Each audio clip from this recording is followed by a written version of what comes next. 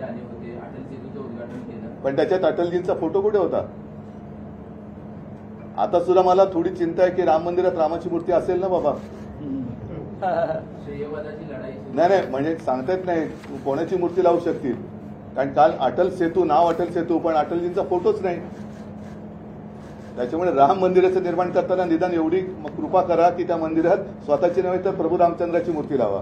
उद्धवजी, नाशिकमध्ये पंतप्रधानांनी युवा पिढीला आवाहन केलेलं आहे की घराणेशाही मोडून काढा. फार छान आहे, कारण प्रभू रामचंद्र हे दशरथ राजाचे पुत्र होते आणि त्यावेळेला सुद्धा त्यांना त्या कौटुंबिक याच्यामध्ये वनवासात जावं लागलं आणि वनवासात जाताना सुद्धा ते सहकुटुंब गेले आणि सीताहरण झाल्यानंतर रामायण घडलं.